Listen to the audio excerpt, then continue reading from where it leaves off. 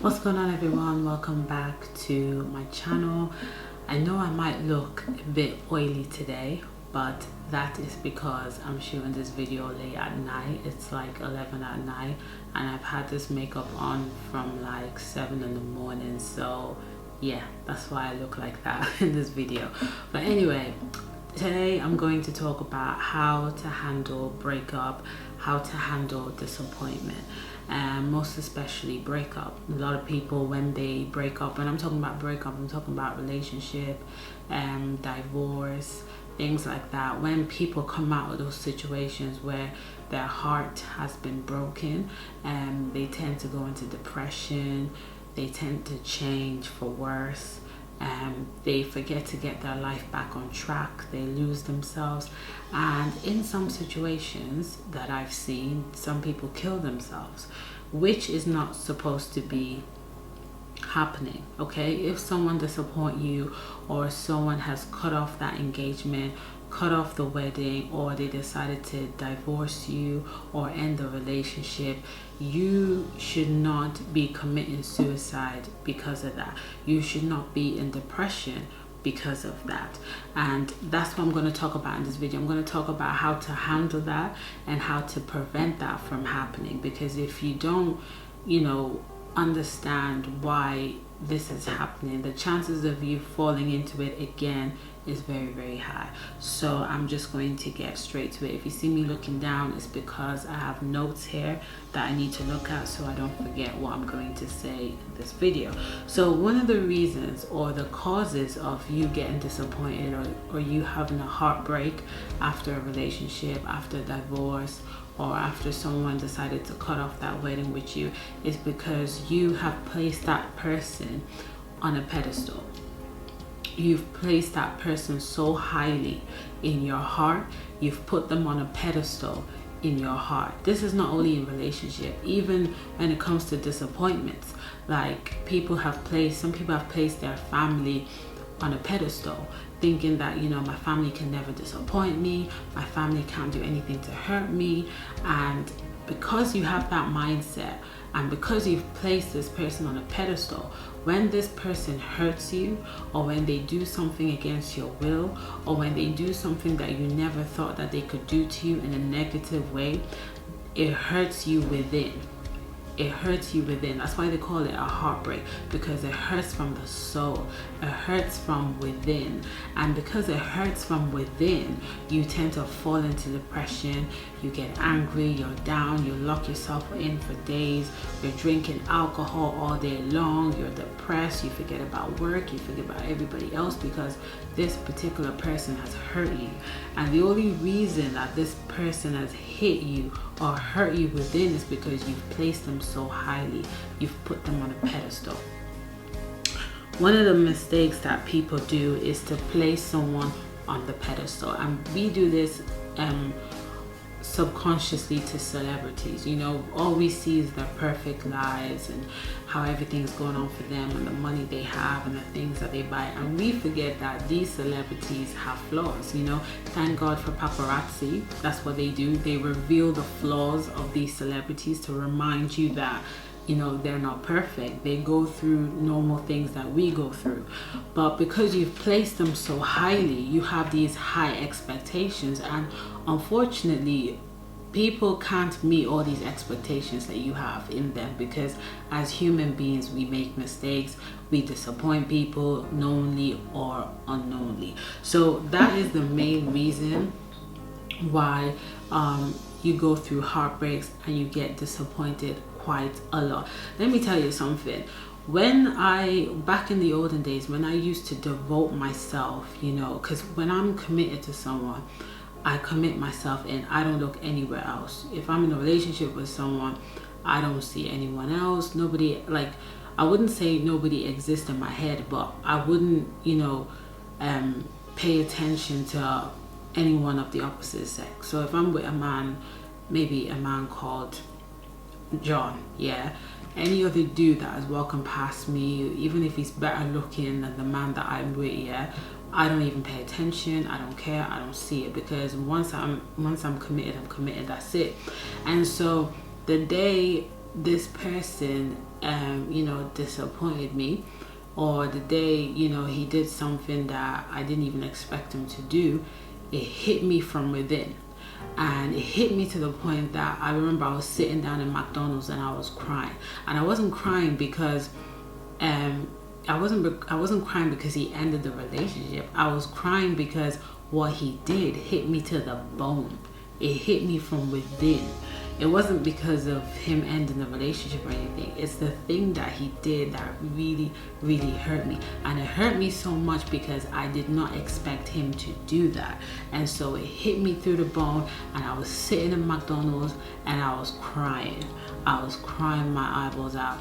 And I remember, someone was like, do you want me to give you a tissue? Do you need any help? Do you want to talk about it? And I was like, nah, I just need to be alone. Like, I just need to be alone. And so that was the last time I've ever cried, from a disappointment or from a heartbreak, because now I've realized that I should not be placing anybody on the pedestal, not even my mom, because she's a human being, and it's, human beings can make mistakes, and it's not like they do it intentionally. Sometimes it happens unintentionally. Sometimes life happens. Do you know what I mean? So because I've learned that lesson, I don't place anybody on a pedestal. I honor and I respect those who I'm supposed to honor and respect, but I do not place them on a pedestal. So that way I avoid disappointment and I avoid heartbreak. Now, obviously, if you've been married for so many years and you're going through divorce, that's a different situation because you've been committed to this person for so long. But even at that, even having a divorce should not be putting you into depression. I know we're human, so obviously you will feel bad about it, you will think about it, and it will take time to heal and to get over it. But it shouldn't, get to the point where you want to commit suicide. During my uni days, a lecturer of ours killed himself because his wife left him. That was the reason. His wife decided to leave him because she didn't want to get married to him anymore. She didn't want to be with him anymore, and she left him, and he went out to go kill himself. Now, to me, that is that's gone too far, okay? Because now she's moved on, she's happy, she's with someone, and you've just gone to go kill yourself because of what a woman just left you. It's not worth it. Do you understand what I'm saying? So you have to register this in your mind. Stop putting people on the pedestal. This is the first way to avoid disappointment, to avoid heartbreak. Whoever you're in a relationship with should not be placed on a pedestal. That person could disappoint you. Why? Because they are human beings. We are not perfect. Please understand, not being perfect means I can make a mistake, I can disappoint, I can annoy, I can disrespect, I can do anything because I am human. I can make a mistake. So if you are placing that person on the pedestal, and the day they do something that you don't expect them to do, it hurts from within. So you need to stop doing that, okay? Another thing that you need to understand is that having high expectations of people is another thing. You have high expectations that this person would do such and such and such and such and such. That too could lead to disappointment. And because sometimes people have high expectations that someone would do such thing, but you haven't even made those expectations known. So for example, parents who are poor, when they have children, they have high expectations that their children will grow up and take care of them and give them money and buy them a house. And these expectations are good. I understand it. These expectations are good. But the reality is, if you have not passed on the knowledge that these children need to know on how to make money, how money works, and what they need to do to create this money, then you should not get disappointed when these children cannot afford to buy you a house. That's the reality. But what I've noticed is when these parents have these high expectations and these kids don't meet that expectations, then they get angry. Some parents begin to curse, and then there's hatred and enemies and so many, backbiting and fighting and argument because somebody has had all these high expectations and the person couldn't meet it. This normally happens within family, it happens within marriage, it happens in a family setting. And I need you to understand that the only person that you need to place on the pedestal is Jesus Christ. And that is the reality. Jesus Christ is the only perfect person. And so he is the only person that we need to place on the pedestal. And I'm going to back this up with scriptures. King James Version, verse 5. All right. So it says, casting down imagination and every high thing that exalts itself against the knowledge of God, and bringing into captivity every thought to the obedience of Christ. Now, the bit where I'm going to focus on is the second part. So it says casting down imagination, but this is where I'm going to focus on the bit where it says, and every high thing that exalts itself against the knowledge of God. This is where heartbreak really comes from. Because you've exalted this person, you've placed this person on a pedestal, you've held them so highly in your heart, above God, right? Subconsciously, you've placed them highly above God. So the heartbreak is so deep. But this scripture is saying that you should not be placing anything above the knowledge of God. Now, knowledge is information. The only way you can get information of God is by reading the word of God itself, which is the Bible. And so when you place anybody above the knowledge of God, what does it mean? You get in a relationship, and because you're in a relationship or because you're married, you don't pray often to God anymore. You don't go to church often anymore. You don't read your Bible much anymore. You've kind of placed God a bit here, and you've placed your partner here, you've placed your relationship here, you've placed your children here, you've placed your brothers and sisters and mother and father here, and you've kind of put God here, and you've forgotten that God is the one that created all these people, so he really should be here. All right, that's where he should be, because he made all these people that are around you, but you've put him here. And so because you've placed these people so highly and you've put them on a pedestal, when they hurt you, you get depressed, you get angry, you get annoyed. But if you place God here and you let God know all your expectations and you let God know what you want, he will find a way to meet those expectations. And it might not even happen through your family members. Sometimes the things that you expect your family to do, they might not be capable of doing it for you, but God could send somebody somewhere else, or do something in a way that you'll be able to get those things. Growing up, I'm not from a rich home, and so I didn't always get what I want. My parents couldn't always afford to get me what I want. But I remember there was a time where I had expectations of my mom getting me something. I think it was for Christmas or something. And I was really young. I think I was about 17. And I would see other children who would get loads of presents and all that stuff. And I would get so annoyed that I couldn't get what I want. That I couldn't get the presents that I want. And one day my mom was like, whatever you want, just go and tell God and he'll get them for you. And ever since that day, I never really bothered my parents about presents or anything like that.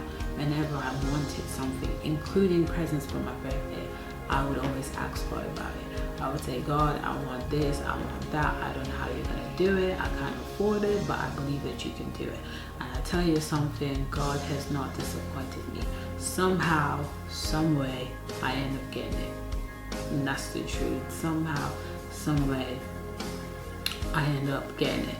And if you want to know proof of what I'm saying, there's a video I've done.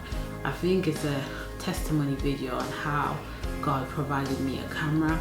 That's one of the examples. And so the day I decided to stop expecting people to get me presents and stop expecting people to get me this, to get me that, and put my whole, and just depend on God for these things, I didn't get disappointed. These days, listen, where I grow up, we don't really give each other presents, right? And I'm not saying that it's a good thing, but it happens in some family where family members don't get each other presents, and I'm at a point where I don't even get annoyed with that. I'm used to that because I've realized that, look, if they can't meet my expectations, God can, and it's not the end of the world. Do you understand what I'm saying? Because I no longer place my family members on that pedestal. I respect them and I honor them, but I don't place them on the pedestal. And I need you to understand that. There are wives out there and their husbands have never bought them a gift. And I'm not saying that's a good thing, that's not a good thing, But if that is your case, don't be bothered about it anymore. You just go to God and say, you know what, God, this is what I want. I don't know how you're going to get it, but this is what I want. Just do something. I need it, please. And He will find a way to get it for you. Another reason why you need to place Jesus on the pedestal is because, let's say, in a family setting, right? Maybe you expect your husband or your wife to buy you a birthday gift, and you're trying to give them hints to get it for you. It looks like they're not getting the hint. If you go to God and you pray to God for God to work in the heart of your husband or your wife, He will just drop it in their spirit to get you something. This is why you need to place Him on the pedestal, because He's the one that is going to work in human beings for them to do what they're supposed to do. But if you're trying to do it with your own strength, or if you're having these expectations and they're not meeting these expectations, then you're going to get disappointed or annoyed. All right, so that's why you need to place God there. Don't place anybody else there.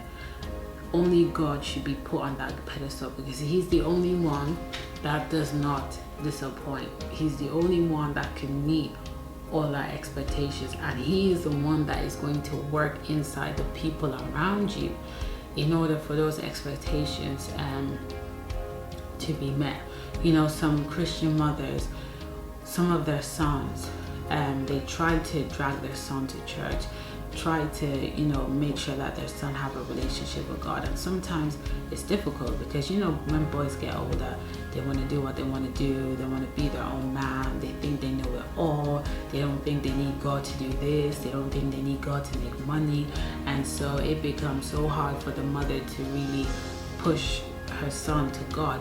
But the day she starts praying to God, you know what, God, I want him to have a relationship with you. I want him to walk with you. I want him to, go to church. I want him to praise you, this and that. The way God does things, sometimes He might just give your son, He might just make your son fall in love with a girl who's all about Jesus. And you just be like, wow. Or something might just happen to him and he might just have an encounter with Jesus, and at that point nobody can convince him about Jesus. He'll be all about Jesus, talking about Jesus, making sure that his friends are following Jesus. Do you understand what I'm saying? So that's why you need to put God on the pedestal. You need to put Jesus on that pedestal. Not your family, not your husband, not your wife, not your friends. It needs to be Jesus Christ, because He's the only one that can't disappoint you. So that is it for this video. Also, I want to mention that I do periscope sessions now, but obviously my periscope session is something completely different. It's 16 and pregnant, and so I want you all to check that out. The name of my periscope is DamilolaLiz, the same name as this YouTube channel. Also follow me on Instagram to see more pictures of me if you want to. And yeah, that's pretty much it. So until my next video, stay blessed and stay beautiful. Bye.